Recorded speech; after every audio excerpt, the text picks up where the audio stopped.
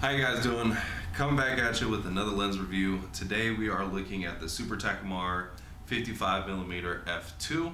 This is the fourth iteration of this lens. They started producing this lens, I believe, back in 1962. This version of my lens was produced in the late 60s to the early 70s. The reason why I know that is because this thorium coating, I believe it has 6 elements. So that is something to see, and then it only goes up to aperture 16. The lowest aperture, of course, is the f2. It's pretty cool construction. M42 mounted lens. 1 hour later, so I got an adapter for it. I shot on the Sony A7R2. That's where all these photos are from. And then I'm also shooting on the Sony A7R2, but I'm shooting on the SMC Pentax 55 f2 on the Sony. So if you like the way that looks, I do have a review on that lens as well. All right, before we get into it, I just want to thank God for the ability to take these amazing photos. If it wasn't for him, we wouldn't be able to take these amazing photos. Another person I would like to thank is my friend. If it wasn't for him for sending me this lens, I would have never been able to take these photos, let alone have an extreme interest in these M42 lenses. So I have picked up a 35 and I cannot wait to look at it, and I have more lenses to show you from my friend. Thank you so much. I don't want to necessarily say his name because I don't know if I necessarily am allowed to, but thank you so much for sending me these. You're a gem and I really appreciate it. All right, before we get into it, let's go over the 4 categories. We're going to take a look at the affordability, we're going to take a look at the accessibility, the build quality, and the versatility of this exact lens right here.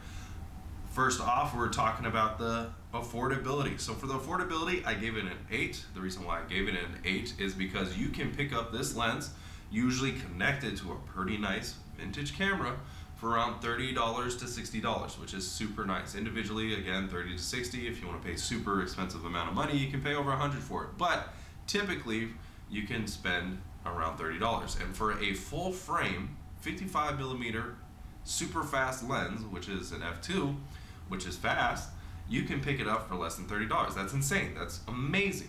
I don't think you can normally do that with any modern camera system. I know for a fact you can't.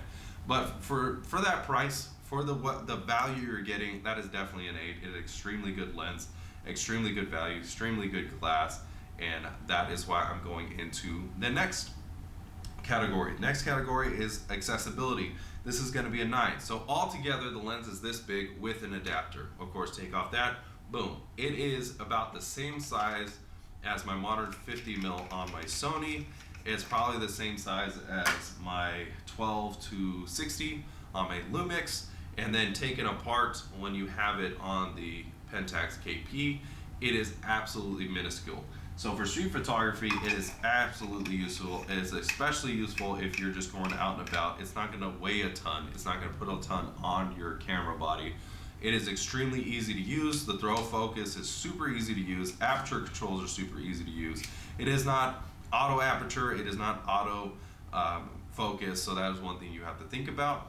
But for a manual lens, for a beginner, this is definitely a 9 because it's one of the easiest ones I've ever used. And I actually had the confidence to shoot from the hip with this lens because it was so easy to find. So that is a huge, huge thing, especially for what I like to do, or just in general shooting from the hip. You'll get some of the best moments shooting from there. All right, so next, let's talk about the build quality. For something that is half a century year old, which is 50 years old, this lens is amazing. In absolutely immaculate shape. There is some dust underneath the front glass or the front element, but there's no oil on the aperture blades. Everything functions perfectly, no issues. There is a slight issue with the measurements when it comes to the focus, that little slip that goes over it so you can see how far of a distance, whether or not it's minimum focus or maximum focus. That is a little messed up. Of course, I'll take it apart, put it back together, and get that fixed. But other than that, it's absolutely immaculate condition. I gave it an 8 because it is not weatherproof, it is not dustproof, and it is radioactive. Granted, the radioactivity isn't something to be too worried about because based off the research I've done, if you had this on you 24/7, 365, the exposure would be negligible, but it's still radioactive, which is, and lends to the coating. The coating is nice because of that. All right, so next let's talk about the versatility of this. The versatility is going to be an 8. It's a 50 mil. That's what it is. If you put on a crop sensor, it's going to be an 80 mil. If you put on a micro four thirds, it is 110. Which all of those focal ranges are very useful, but they kind of go down in usability as you go up. Now for 55, it's only 5 meters or 5 millimeters difference between the 50 and the 55. Of course, that's kind of a no-brainer. So that allows you to do a little bit more when you're out and about shooting. You can stay further away from your subjects. You still can do your landscapes. You can still do your cityscapes. You still can do pretty good portraits. You can still do well, you can't really do wildlife, but you can still do some astrophotography. You can do quite a bit. It's pretty versatile, and it's especially easy focal length to learn. Now, going into the 80 mil range, you're going to do really good portraits. Your street photography is going to look really nice. Cityscapes are not going to look that great. Architecture is not going to look that great, and landscapes are going to be more focused, but not as wide of a berth. And then wildlife is going to kind of come into play, but not. You don't want to get that close to wildlife. And then, of course, at 110, again, your portraits are going to look great. Very limited on street photography, almost no architecture, and cityscapes are going to be from a distance. And then wildlife, you can probably get a couple birds and a couple squirrels here and there, maybe a deer, depending on where you're at. But no bears. Stay away from the bears. All right, so all that said and done, we're looking at an 8.25 or an 8 out of 10. Would I recommend? If you are just getting into manual lenses, I would highly recommend. This is a fantastic focal range to use. The fact that you can crop your sensor on most modern cameras, or if you wanted to use it with a micro four thirds as a B-roll camera, or even a secondary camera for those close shots, it's perfect for that. It adds a lot of mood to your photos, just out the body. It just literally adds that mood, that look, and that's due to the thorium coating. That's the coating, and just the way the glass was designed back then, that just gives it that feel, and it's absolutely useful. Super easy to use. It is like I said, the throw focus is easy to use, and it is probably one of the more versatile lens focal ranges than what you could normally get. And you can practice using 80, which is probably one of the more desirable ones, without spending $400 to $800 on an 80, 85 millimeter lens, which is fantastic. And that's one of the reasons why I first got a 55, is just because I wanted to use the 80 millimeter focal range.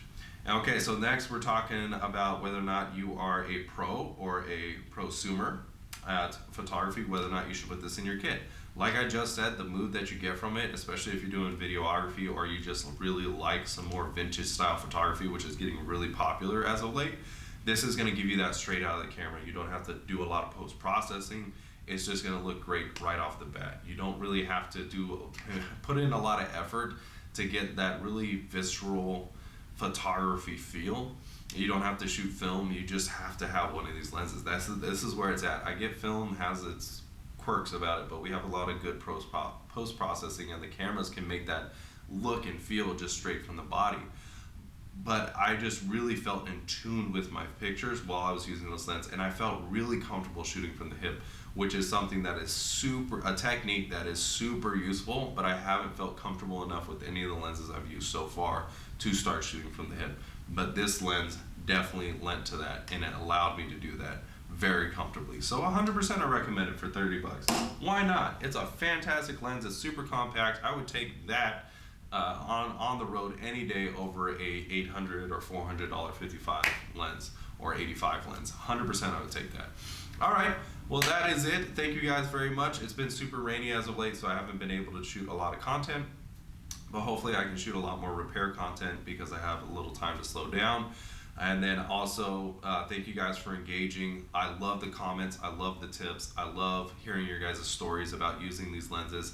Please drop your Twitters, your Flickrs, your Instagrams, your Facebooks, whatever you want to drop, your YouTubes. Please drop them in the comments. I would love for people to check out your guys' content just as much as mine. I enjoy learning from other people just as much as hopefully I can lend you something to help you save money or at least get more enthusiastic about photography. So thank you guys so much, and I cannot wait to hear from you guys, and I will talk to you guys soon. Again, all the photos are at the end. They're unedited, so just so you guys know. All right, thanks guys. God bless.